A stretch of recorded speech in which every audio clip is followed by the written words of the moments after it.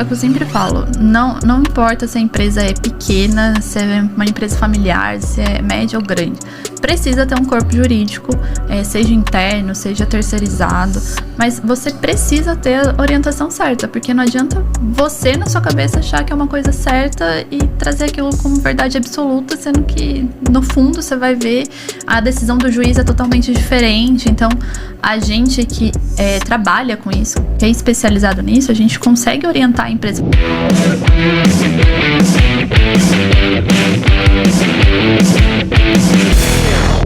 Seja muito bem-vindos a mais um Huntcast, podcast de negócio que vai ajudar você, empresário, a crescer e escalar suas vendas. No episódio de hoje a gente vai bater um papo aqui com uma advogada trabalhista, que é a dúvida de muitos empresários. E nesse papo bacana aqui, a gente trouxe um convidado muito especial. Se apresenta aí, Rafa, nossa convidada. Hoje estamos aqui com a Vitória Lopes, advogada trabalhista que já tem mais de 4.000 clientes no seu portfólio e vai trazer hoje várias dicas aqui pra gente, vários insights sobre como a gente deve se prevenir ali em relação à legislação. Vitória, se apresenta aí pra gente. Boa tarde, obrigada pessoal, é um prazer estar aqui com vocês hoje. Eu acho que direito do trabalho, como a gente estava conversando, é uma coisa que norteia a vida, né? Ou seja, dos empresários ou dos trabalhadores. Então, é bom que todo mundo tenha conhecimento, todo mundo busque informações e sempre tem muitas dúvidas, né? Então, vai render o papo. Legal. E, Vitória, já começando aqui com a primeira pergunta que muita gente tem essa dúvida. PJ ou CLT? Quais são os riscos de cada um? Quais são os benefícios de cada modelo? E como que um empresário ali deve se portar em cada um dos dois? Depende muito do que a pessoa busca, né? Porque hoje, se você quer ser PJ, você precisa ali lembrar que você não vai ter 13º, não vai ter direito a férias. Então, é aquilo ali que você ganha, você vai emitir nota e você vai pagar ali os impostos. Já o CLT não, ele tem ali os benefícios previstos na lei, né? Que são as férias, o 13º, o depósito do FGTS. Muitos sindicatos fazem convenções coletivas trazendo outros benefícios como vale alimentação, vale refeição, convênio médico. Então, precisa mesmo colocar na ponta do lápis para saber ali o que você busca, né? Mas, do outro lado, os empresários também precisam se atentar. Não é só sair contratando PJ, falando que vai ser mais barato, que os encargos são menores, etc. Porque, dependendo ali do jeito que é feito, vão se encaixar nas características do CLT e pode vir a gerar um prejuízo financeiro ali mais pra frente, num processo trabalhista, dependendo do caso, né? Então, é muito importante que se alinhe as expectativas para quem vai começar a trabalhar como PJ e também que o empresário saiba ali que há riscos que vão ser que você pode correr contratando um PJ. E dentro desses riscos, esses valores podem variar muito, eles variam, eles podem chegar até quanto? Tem algum caso assim que você já viu? Então, depende muito do salário da pessoa, porque hoje, quando a gente busca a Justiça do Trabalho ali para um reconhecimento de vínculo, né? Então, a pessoa era PJ, ela quer ter o vínculo reconhecido porque ela atendia todos os requisitos que a CLT prevê. Vai ser sempre baseado no salário. Então, as verbas rescisórias são calculadas no salário. O último caso que a gente teve no escritório era uma pessoa que ela trabalhava para uma empresa que tinha sede aqui no Brasil e em Miami. Então, ela ficava fazendo essa parte da viagem. Ela foi contratada por um período como CLT, mas a empresa falou que estava ficando muito caro, porque o salário era quase R$20 mil. E aí, ia transformar em PJ. Só que ele deu baixa na carteira e ele continuou trabalhando como PJ. E a justiça entende isso ali como uma fraude, somente para redução de encargos trabalhistas. E, assim, a ação trabalhista em si deu quase R$1 milhão. Quase 1 milhão. Com horas extras, verbas rescisórias. Isso quanto tempo? Dano moral. Foi 2 anos, 2 anos e meio, mais ou menos. Então, é sempre baseado no salário da pessoa. E assim, normalmente a pessoa entra, ela topa ser PJ, por exemplo, né? Uhum. E aí depois você falou que a pessoa enxerga, entende que ela cumpriu os requisitos de um CLT, por exemplo. Uhum. E aí ela vai pedir na justiça o reconhecimento. E aí como que funciona? Como que a justiça entende isso? Se ela tem um contrato de trabalho, por exemplo, estabelecido ali, Então, de PJ? Hoje, né, a gente tem aí uma série... Fica um pouco obscuro porque o STF, né, tem decidido algumas coisas que cabe uma discussão que, assim, a gente não... No nosso entendimento de advogado trabalhista, não competiria ao STF, porque a gente tem o TST, que é o Tribunal Superior do Trabalho, que ele meio que se equipararia ali para discussões trabalhistas. Mas acabaram discutindo ali. E então, pessoas que são PJ e que firmam contrato com outras empresas, né? Então, são 2 PJs ali fazendo um contrato de prestação de serviço. Muitos processos têm sido encaminhados para a vara comum. Então, sai da Justiça do Trabalho e vai para uma vara comum. Então, assim, é uma discussão que corre, né? E aí a pessoa fica... às vezes ela desiste do processo porque ela acha que ela vai perder. E muitas empresas preferem também fechar acordos. Então, assim, a gente está num campo meio obscuro que a gente não consegue ter certeza muito do que vai acontecer.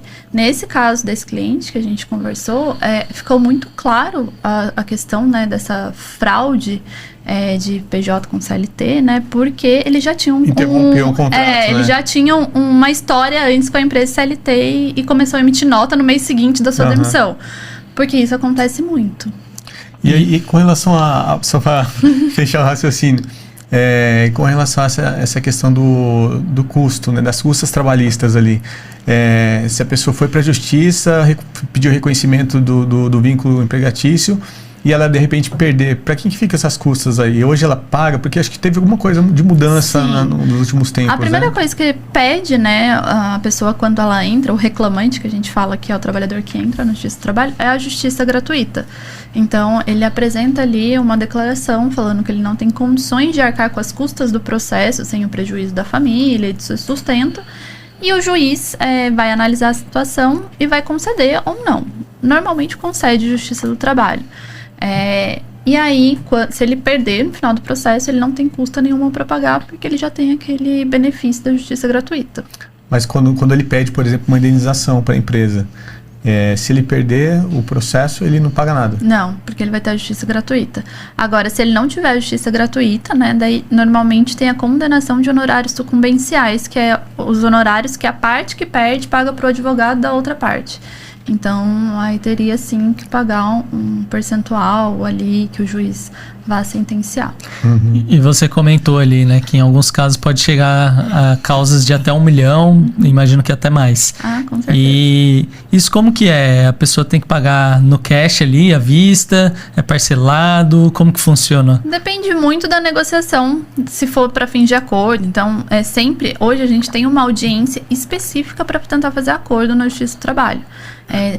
Normalmente, quando são causas de valores maiores, é uma audiência específica para isso e depois a gente vai para os finalmente de ouvir testemunhas e etc. em um outro dia. Quando são valores menores, tudo acontece no mesmo dia. Mas ali, às vezes, você vai fazer um acordo, né? Sei lá, uma causa de 1 milhão, vai fazer um acordo de 50% disso e vai conseguir parcelar. A empresa vai falar, olha, eu consigo pagar 5 mil por mês, 50 mil por mês, depende da capacidade financeira da empresa. Mas se você é sentenciado, começou o que a gente chama, né, de execução ali da sentença, o juiz dá 48 horas para a empresa pagar ali à vista. Cabe ali a empresa tentar fazer uma negociação para parcelar. Um acordo. Porque quando a gente fala de empresas maiores, talvez elas até tenham caixa, né? Mas a gente olhando para a realidade do pequeno e do médio empresário, exatamente, um valor de R$1 milhão pode até quebrar a empresa, exato, certo? E muitas empresas, assim, grandes, né? Talvez agora que esteja começando nas médias, elas têm o que a gente chama de seguro-fiança, né? Então, vai tentar recorrer ali, já deposita ali a carta do seguro, né? E quando começa a execução, esse valor já é liberado. Então, eles têm um seguro para isso. E você já viu alguma empresa quebrar por causas trabalhistas? Já. Infelizmente, já. E, assim, tem por causas trabalhistas, às vezes por um acidente que causou a morte de um trabalhador, ou até mesmo por reiterados processos. E, assim, se você recebe um processo, pô, vê onde você tá errando, né? Às vezes você vai ser condenado naquele processo, mas você ainda consegue manter as atividades. Então, vamos consertar ali para não ter novamente. Mas muitos empresários acham que nada acontece com eles e continuam errando e sendo processados sempre pela mesma coisa. Então. E assim, como que o empresário hoje ele pode se proteger minimamente? A gente sabe que as leis trabalhistas e a Constituição é muito aberta, né? E dá muita brecha. Como que o empresário ele pode se proteger e evitar problemas desse tipo, né? É o que eu sempre falo, não importa se a empresa é pequena, se é uma empresa familiar, se é média ou grande. Precisa ter um corpo jurídico, seja interno, seja terceirizado, mas você precisa ter a orientação certa, porque não adianta você na sua cabeça achar que é uma coisa certa e trazer aquilo como verdade absoluta, sendo que no fundo você vai ver a decisão do juiz é totalmente diferente. Então a gente que trabalha com isso, que é especializado nisso, a gente consegue orientar a empresa, falar, olha, tem precedente nesse sentido, faz dessa maneira, alinhar ali termos e condições da empresa, código de conduta, tudo, colocar ali em pratos limpos para que resguardar o máximo possível a empresa. Então, se você tem ali um corpo jurídico forte, que você consegue fazer um trabalho com a empresa e deixar tudo redondinho, a chance de você ter um prejuízo por causa de um processo, um prejuízo financeiro, não vou falar que não existe, mas são bem pequenas perto daquela empresa que não tem nada, né? Então, é importante que tenha, assim. E com relação a, por exemplo, a parte contratual, quando a empresa vai contratar um PJ, ela assume o risco. Tem como minimizar esse risco com, de repente, um contrato bem elaborado, algo do tipo? Tem sim. A gente consegue hoje elaborar contratos com cláusulas que vão proteger ali a empresa de uma forma assim mais abrangente e vão minimizar esses riscos, sim. Você falou de alguns erros ali, né, que as empresas cometem. Qual que foi o maior erro que você já viu uma empresa cometer no âmbito trabalhista? O fornecimento de IPI, eu acho que muitas empresas acabam até fornecendo, mas elas não pegam provas que ela fornece, ou elas não pegam aquela assinatura do funcionário que recebeu o IPI, então isso também acaba prejudicando. Deixar de controlar a jornada do trabalhador, então às vezes a pessoa pede a questão de hora extra, leva testemunha e a empresa não tem nenhum ponto ali para comprovar nada. E que acaba pesando porque ele vai ter uma testemunha, mas a gente não sabe até que ponto, lógico. A gente, quando vai orientar, o juiz fala para a testemunha, assim, quando ela vai começar a depor, que ela não pode mentir, que ela pode ser processada, etc. Por mais que tenha essa advertência, a gente sabe que tem muita gente que acaba mentindo no testemunho, mas às vezes a empresa não tem documentação nenhuma e não consegue fazer contraprova. Já aconteceu muito isso. Pagar e não ter recibo, isso também eu vejo muito. Então, às vezes a empresa quer pagar no dinheiro, principalmente pequenas empresas. Eu vou pagar as verbas rescisórias desse funcionário no dinheiro. Não pega recibo. Depois a pessoa entra na justiça pedindo todo o valor de novo. Então, o que você está falando é que às vezes a empresa até faz a coisa certa, mas por uma não tem documentação. Ali. E assim, a gente tem uma premissa no direito que é quem paga mal, paga 2 vezes. Então, assim, você pagou e não tem recibo, você vai pagar de novo. Então, e assim, outra coisa que a gente vê muito é a questão de insalubridade e periculosidade. Então, a empresa ali, ela tem um ambiente insalubre para o trabalhador, insalubre no sentido de máquinas com ruídos muito altos, ou um calor excessivo, e ela não paga o adicional que tem que ser pago. E aí a pessoa vai na justiça, aí ela tem que gastar com um advogado para defender ela, com perícia, porque a empresa acaba pagando a perícia. E às vezes vai sair o laudo positivo e vai acarretar todo mundo correndo atrás do direito que não estava sendo pago. O brasileiro ele tem uma fama, né, de querer dar um jeitinho, querer se aproveitar de uma situação ali. Como que você enxerga isso dentro da sua área? Você enxerga que tem isso também? Aquelas pessoas que entram de má fé ali para tentar tirar uma vantagem, ou a maioria das pessoas realmente estão no seu direito ali? Não, tem gente que tenta tirar vantagem, sim. Infelizmente, eu acho que dos dois lados, né? Tanto tem empresas que tentam tirar vantagens ali do trabalhador, às vezes que necessita daquele trabalho, quanto o trabalhador que vai ali com má fé mesmo e entra. E assim, infelizmente, hoje, a gente vê muitos advogados que também agem de má fé, que promete de tudo e mais um pouco para conseguir fechar com aquele cliente, mesmo sabendo que ele não tem direito a nada, para tentar tirar um dinheiro da empresa. Então, assim, existem de todos os lados, infelizmente.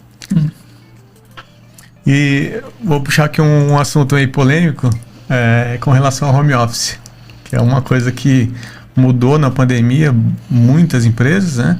Mas ficou muito obscuro. Até que ponto o funcionário está trabalhando, até que ponto ele está off ali.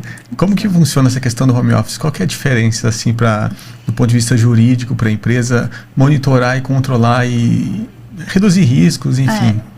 Pra gente também, quando entrou a pandemia, ficou tudo muito obscuro, né? A gente foi jogado no nosso colo, assim, e agora? Como que funciona? E assim, hoje, né, a gente consegue ter meios de controlar a jornada do trabalhador. Então, muita gente mantém ali online em aplicativos de chat interno da empresa para comprovar que tá ali. Mas assim, também funciona no celular. Às vezes a pessoa tá na praia e tá... Mas assim, desde que esteja efetivamente realizando o trabalho, a empresa não consegue proibir nenhuma prática, né? Não consegue proibir que o funcionário saia da sua casa para trabalhar e trabalhe na praia, por exemplo. Mas também é muito importante ressaltar que há alguns sindicatos que colocam agora na convenção coletiva que a empresa também é obrigada a dar um auxílio por causa do home office. Então, isso também, algumas empresas também não se atentam a isso, que é importante falar, que é bom elas saberem o que prevê a convenção coletiva, o que elas precisam fornecer, principalmente essas empresas grandes aqui. Hoje, aqui em São José, eu sei que as multinacionais que estão aqui, elas acabam fornecendo um auxílio, porque o sindicato prevê isso. E no caso de horas extras, por exemplo, se a pessoa alegar que ela trabalha até mais tarde, enfim, como que funciona isso para a empresa se proteger da pessoa terminar a jornada e dizer que ficou 2 horas a mais, enfim? Então, é sempre importante ter ali o controle da jornada, primeiro de tudo. Mas também o que muitas pessoas não sabem é, por exemplo, o patrão, ele vai mandar uma mensagem para o funcionário, pedindo para o funcionário ver alguma coisa às 10 horas da noite. Isso conta como hora extra hoje. Então, ou o funcionário vai ficar com o celular da empresa para qualquer problema. Entra como sobreaviso. Então, é muito importante que a empresa tenha esse controle da jornada e evite, né, mandar mensagem para o funcionário fora do horário de trabalho, no final de semana, ou até mesmo deixar um celular com ele para que ele fique ali de sobreaviso e também caracteriza como hora extra. Legal. Tem até uma dica para os empresários que estão assistindo a gente, porque a gente tem vários aplicativos que a gente pode limitar as jornadas ali. Por exemplo, o WhatsApp. A gente tem sistemas que você tem toda a empresa ali fazendo os atendimentos no WhatsApp, né? Plataforma de comunicação interna. E limitar esse tempo, acho que é importante, né? Que você impede a pessoa de logar nos aplicativos, nos sistemas da empresa, fora do horário da jornada. Exato. Isso já evita. Já evita. Tirar print, a pessoa ficar ali, mesmo que não seja solicitado, né? Acho que reduz também, né? Então, e assim, às vezes a pessoa não tá fazendo absolutamente nada, ela tá querendo só receber hora extra. Então, é muito importante também que os gestores, os líderes de cada setor, verifique mesmo a necessidade de uma hora extra, verifique se o trabalho realmente necessita uma hora extra ou pode ser feito, porque tudo isso precisa ser controlado e assim, não é controle sobre lógico que a empresa controla o trabalho, a qualidade do trabalho, mas precisa controlar ali mesmo justamente para evitar qualquer tipo de vazão, assim, né, às vezes é um dinheiro que vai escorrer pelo ralo desnecessário. Então, e a empresa pode fazer, por exemplo, algum documento que informa o colaborador ali no início da jornada do trabalho, contrato de trabalho, dizendo que ele precisa ter alguma autorização para fazer hora extra formal do superior dele ou do gestor. Tem algum documento que é muito resguardar nesse ponto, importante, né? O regimento interno da empresa. Então, é um documento também que eu falo que isso seria ideal para todas as empresas, seja pequena ou não, que é o regimento interno, porque ali você vai colocar tudo que o funcionário precisa saber. Ele precisa ter autorização para fazer hora extra, ou ele vai precisar entregar uma documentação em tanto tempo.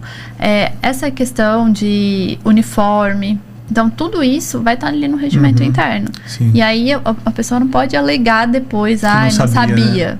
Que ele recebe ali no treinamento, um onboard, alguma coisa nesse sentido. Uma coisa simples que não custa nada. Exato. Pouca então, gente faz, e né? bem desenvolvido, evita muito problema. Evita muito problema. E até mesmo a própria pessoa, ela já vai se sentir, eu assinei o negócio lá, eu vou fazer alguma coisa diferente, ela já fica mais Exatamente. ali, né? E quando a gente fala de processos, né? Eu imagino que é a última, é o final da linha ali, né? Então, você chega num processo quando tentou várias coisas que não deram certo e teve um conflito. Então, você precisa ir para a justiça para resolver esse conflito. E falando disso, você falou do regimento interno, que é uma forma de evitar isso, mas que outras formas também? Você acha que uma cultura ali, um alinhamento entre funcionário e empresa bem feito de conversas ali também pode evitar que chegue nesse conflito? Combinados ali Com antes de certeza. contratar. Né? Eu acho que bons líderes também. Porque hoje a maior causa de processos de assédio moral na Justiça do Trabalho são por líderes de setores. Então, assim, se você não investe em um bom líder, você vai ter problema.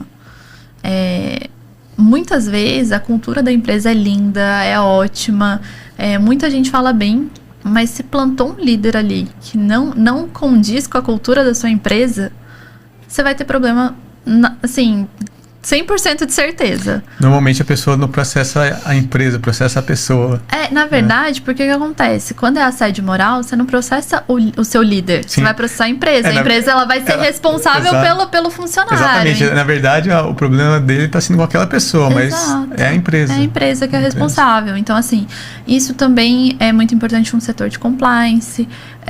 E eu até vejo um setor de compliance até externo, porque já aconteceu, tem um caso no escritório até que está em andamento, que o assédio moral, ele era cometido dentro do setor de compliance da empresa, que é responsável por analisar esses casos, pelo gerente, né, do setor. Então, assim, o que era para resolver o problema da empresa é o seu principal problema.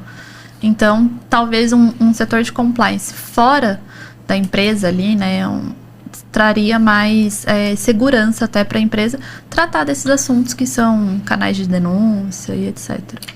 Então, o que a gente está falando é que, na verdade, muitas vezes o problema não é nem uma regra, algo do tipo, é um problema de emoções, né?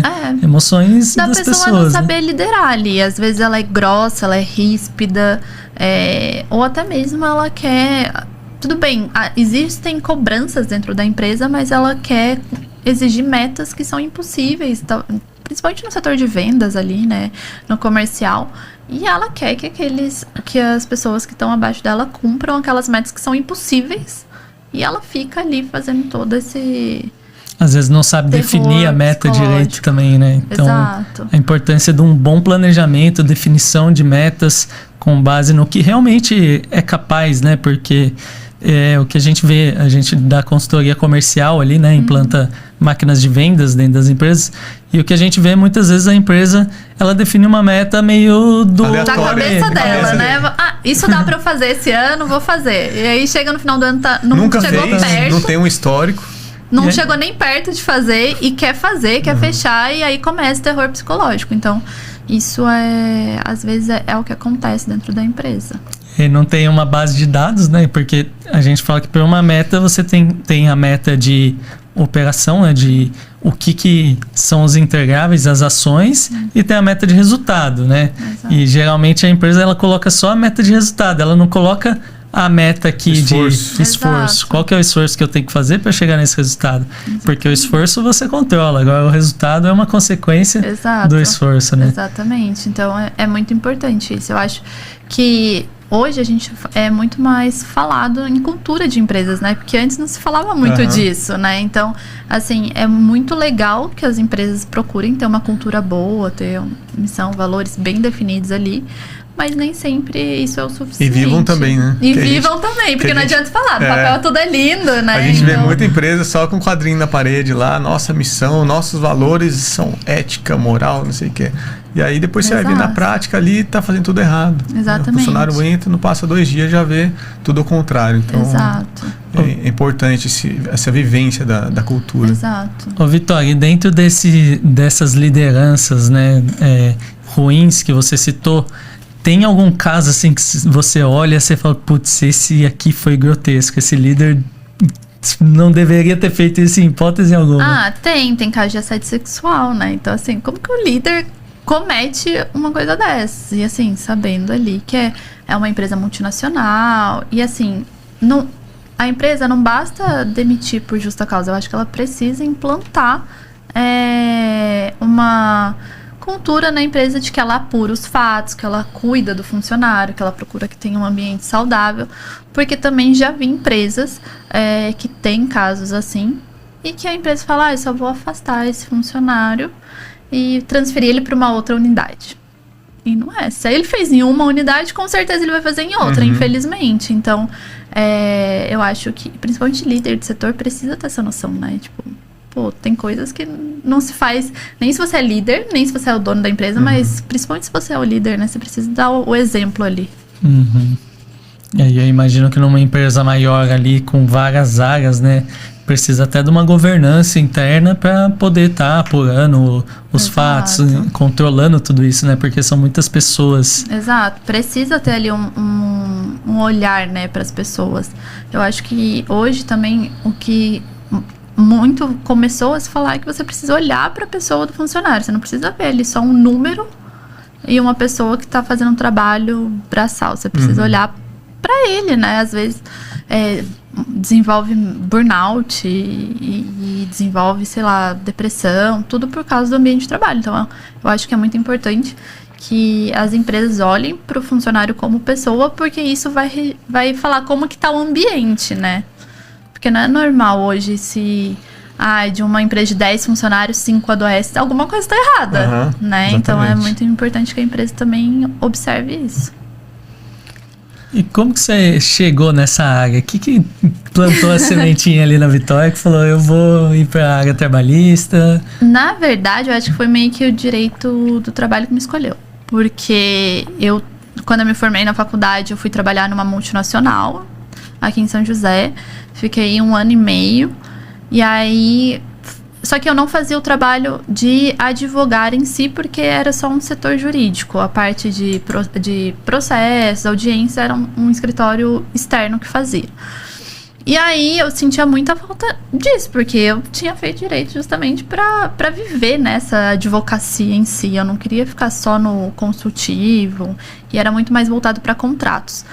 E aí eu fui para a área pública, uma coisa nada a ver, recebi uma oportunidade que ia me dar mais tempo de estudar, e eu pensava em abrir um escritório. E aí, assim que eu comecei a trabalhar na Câmara Municipal, eu conheci uma pessoa de lá que ela era advogada e o marido também. E aí a gente começou a fazer alguns processos em parceria e deu muito certo. Só que ele era criminalista e ele fazia parte civil, né? Esse marido dessa minha amiga. E aí ele falou, olha, eu preciso de alguém que faça trabalhista, porque eu tenho muita procura, mas eu não sei, eu não gosto dessa área, então eu precisava de alguma coisa e eu acho que vai dar certo. E aí eu comecei a me dedicar a essa área. E aí desde 2019, quando eu abri o escritório, eu fiquei responsável pela pasta de Direito do Trabalho. E aí foi, tipo, na faculdade eu não gostava de Direito do Trabalho. A gente tem pouco Direito do Trabalho na faculdade, então não é uma coisa que você aprofunda. E aí depois que eu comecei a estudar, depois da faculdade, quando eu tava com o escritório, foi uma coisa que eu me apaixonei. E aí falei, é isso que eu quero, então... E desde então a gente tá aí, atendendo o Brasil inteiro. E você falou que a importância das empresas buscarem sempre ter um setor jurídico. Isso é mais para empresa grande ou para empresa pequena? Para todas, né? Para todas. Desde da empresa familiar até a empresa que tem mais de 20 mil funcionários, multinacional. Todo mundo precisa de um apoio jurídico ali, né? Mas financeiramente é viável para um pequeno empresário hoje ter uma assessoria jurídica? Eu vejo que sim, justamente para evitar qualquer tipo de problema. Por exemplo, mercearias de bairro. Esse eu acho que é o meu caso assim preferido, porque muitas vezes a pessoa que atende no açougue que ele tem ali, atende no caixa, então assim, depois que essa pessoa vai sair, ela vai entrar com processo. E se talvez você tivesse uma consultoria antes, você saberia que ela não poderia fazer aquilo, ou até pode acumular função, mas pagaria um adicional disso, então traria menos dor de cabeça, porque ele vai ter que pagar ali, ele provavelmente vai ser condenado, então... Eu tenho uma dúvida, Vitória. Dentro das faixas salariais ali, né? Você tem a base, que recebe um salário menor, e tem aqueles salários mais altos. Existe um padrão, por exemplo, quem processa mais é quem recebe menos, quem recebe mais, e em termos de ganhos de causas também, tem alguma diferença, por exemplo, de quem recebe menos e recebe mais? Os juízes tendem a dar causas ganhas mais para um perfil ou para outro? Não, lógico que assim, hoje a gente vê muito mais trabalhador que recebe ali até R$5.000, que é a maioria dos processos, porque são aqueles trabalhos mais braçais. Então, hoje, o que a gente vê, se a gente for puxar ali dos assuntos mais procurados na Justiça do Trabalho, é falta de pagamento de verbas rescisórias. Então, são empresas pequenas que acabam atrasando entrega de documentação, alguma coisa nesse sentido. Os adicionais, né, periculosidade e insalubridade. E também algum acidente de trabalho que não teve respaldo da empresa, algum dano estético decorrência a isso. Então, normalmente são esses trabalhadores que acabam recebendo um pouco menos. Mas não tem uma distinção, assim, até porque também o que aumentou muito em 2024 foi causas trabalhistas bancárias de burnout. Então, os bancários estão adoecendo pelas horas infinitas trabalhadas, metas e etc. Então, e causas bancárias são muito altas devido ao salário dos bancários, principalmente de gerente e etc. Então, não tem uma distinção, não. Uma coisa que eu já ouvi falar é que no caso do PJ, dependendo da faixa salarial ali da pessoa, alguns juízes consideram que ela tem a cognição, né, o raciocínio para entender que ela era um PJ, e dependendo da faixa eles consideram que não, talvez ela não tenha conhecimento necessário para entender esse vínculo de trabalho. Como que é isso? Isso existe, esse entendimento, essa interpretação? Depende muito de cada caso, porque assim, acontece muito, por exemplo, uma doméstica que o patrão abre um MEI para ela para pagar pelo MEI. Ela não vai entender o quanto que isso prejudica ela. Até porque o salário dela é um pouco maior, mas no MEI ela vai receber um salário mínimo, vai contribuir no INSS com aquilo. Então, realmente, os juízes, eles olham ali para ver cada situação. Diferente vamos supor, de um cargo de diretor, de confiança e etc., diretoria, que você tem ali um entendimento do que você está abrindo mão. Mas, mesmo assim, muitas coisas os juízes levam em consideração no sentido de que há aquele vínculo, então vai ser condenado. Mas eles olham mesmo, realmente tem pessoas mais prejudicadas, com menos conhecimento, que você vê ali que é uma fraude descarada. Então, depende um pouco da interpretação ali do juiz. E depende de cada caso, porque assim, às vezes acontecem duas pessoas processando a mesma empresa, pedindo as mesmas coisas, mas o juiz vai olhar o que aconteceu no individual daquela pessoa. Então, não é porque o seu amigo ganhou que você vai ganhar o processo. Então, analisando cada fato mesmo. E hoje, assim, depois que a pessoa sai da empresa, até quanto tempo que ela pode entrar na justiça, processar? Ela tem 2 anos do último dia, contados do último dia que ela saiu, do último dia trabalhado, né, da empresa. Então, ela tem 2 anos ali para pleitear os últimos 5. Então, vamos supor, você trabalhou 10 anos na empresa, você só pode brigar pelos últimos 5 anos. E um outro tema bem polêmico também. Na advocacia, né, a gente tem algumas regras ali para o advogado ele se divulgar, certo? Sim. Dentro da sua carreira, ali, nesses mais de 4 mil clientes que você já atendeu, como que é isso? Você pode atuar com uma venda mais direta? Quais estratégias você usou para alavancar a sua carreira? Então, o digital, eu acho que todos os advogados deveriam usar. A gente pode fazer marketing digital, né? Muitos advogados falam, a gente não pode, fica com receio da OAB, mas a gente pode. A gente não pode, por exemplo, divulgar lá, igual é divulgar nos Estados Unidos, né? Tipo, ganhou tantos R$1.000, contrata o nosso trabalho, telefone, etc. Mas a gente pode publicar conteúdos informativos. Então, desde que eu abri o escritório, eu tenho um Instagram que eu trabalho nele, então eu trago informações sobre direitos trabalhistas, então são coisas genéricas, eu nunca publico casos, então tipo, cliente X ganhou tanto. Não, a gente traz ali informações que precisam ser ditas, que todos os trabalhadores precisam saber, e aí a gente pode fazer tráfego pago. Então a gente acaba fazendo tráfego pago e consegue hoje atuar no Brasil inteiro, porque muitos tribunais ainda mantêm audiências telepresenciais. Então, após a pandemia, isso foi implantado e melhorou muito.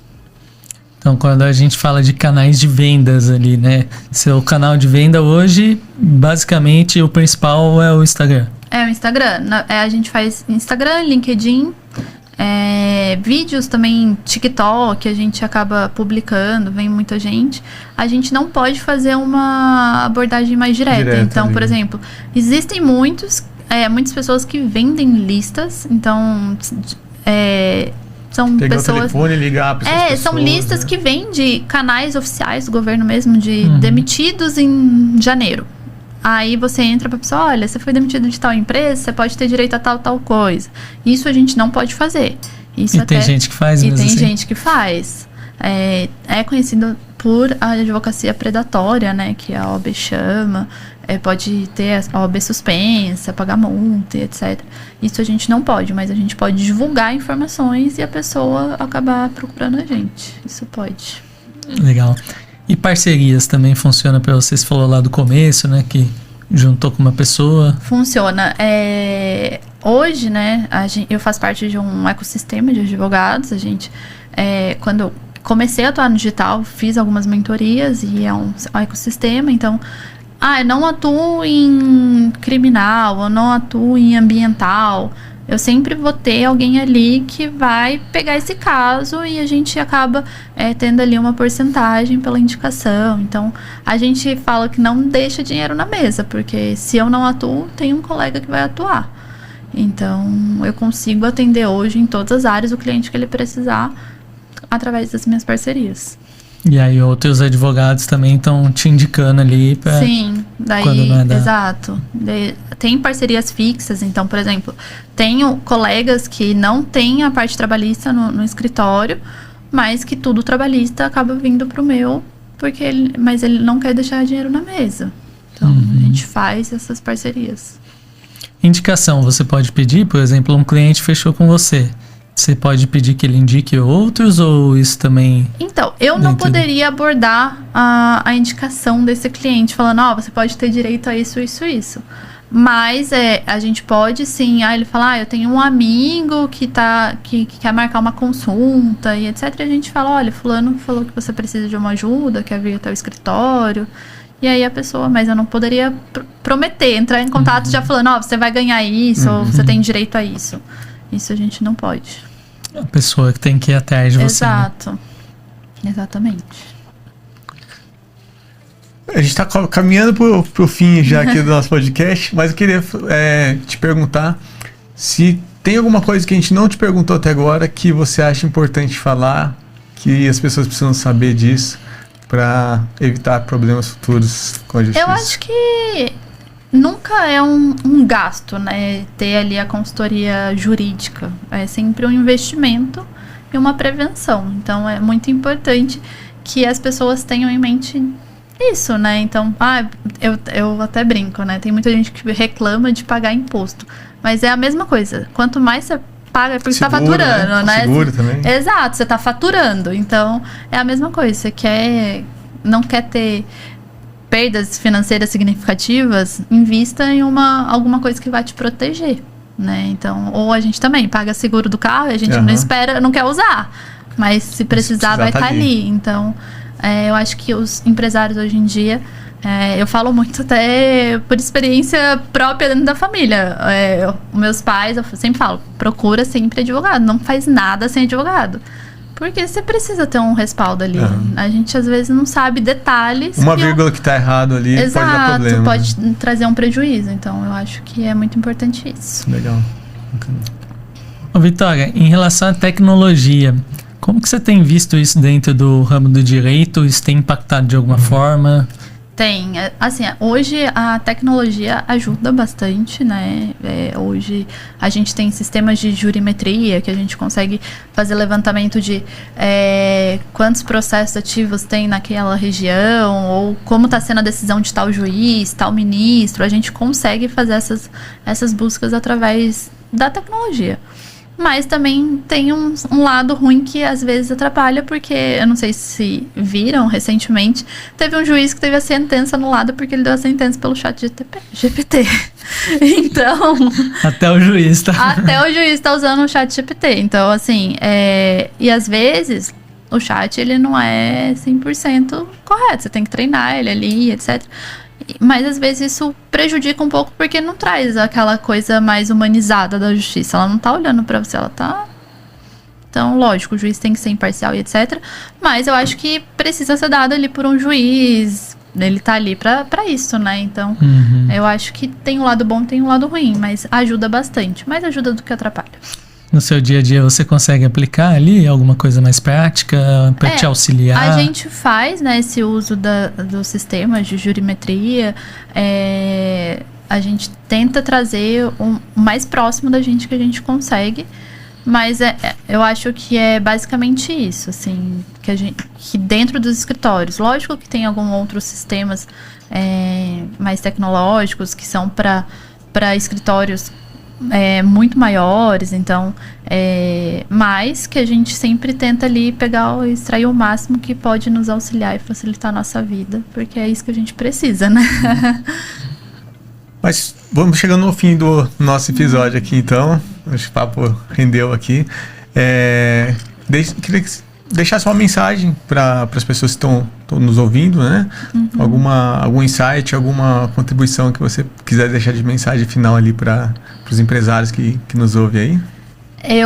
Quando eu comecei na advocacia, eu não acreditava quando falavam que eu também era empresária, porque a gente tem a ideia de que advogado não é empresário, mas hoje o escritório de advocacia também é uma empresa. Sim. E a gente demora um pouco para entender, na faculdade a gente não entende isso. Então, provavelmente muitos advogados devem ouvir, então, assim, trate o seu escritório como uma empresa e eu acho que precisa ser o reflexo de como você queria que as empresas fossem e tratassem os funcionários, até porque você precisa dar o exemplo para o seu cliente. Então, invistam, né, em bons líderes, em cultura, traga mesmo para dentro da empresa e coloque em prática as missões, os valores. Eu acho que isso é muito importante, porque a gente perde bons funcionários por falta de bons líderes. Então, eu acho que isso é o mais ideal. E que, assim, busque se proteger, se prevenir, fazer as coisas da maneira mais correta possível, porque isso pode trazer prejuízos financeiros e impactar a vida de um monte de gente. Legal. Gratidão enorme pelo seu tempo, pelos insights aí, pela contribuição. Foi muito bom com as pessoas estar que nos seguem. Se as pessoas quiserem te procurar, como que elas te encontram nas redes sociais? Instagram é victorialopes.adv. A gente tô lá quase todo dia postando. Legal. E lá tem todos os meios de contato, é só as pessoas entrarem em contato. Bacana. E Vitória, se você puder deixar uma mensagem agora que vai conectar na cabeça de todo mundo ao redor da Terra, que mensagem que você deixaria? Nossa, que coisa mais difícil. Eu acho que é viver com propósito. Eu acho que a gente tem que ter um propósito e fazer tudo que a gente faz com aquele propósito. Então, hoje, meu propósito sempre foi impactar vidas e, de alguma maneira, eu consigo isso através do trabalho. Então, eu acho que todo mundo tem que ter um propósito. Legal. Gratidão. Obrigada. Show de bola, Vitória. Gratidão por estar aqui com a gente. Bate-papo incrível. Eu agradeço. Obrigada, gente. Imagina. Se você quiser, empresário, seguir a gente, segue lá, @hunt.sales, e a gente vai ter bastante conteúdo nos próximos episódios lá. Abraço.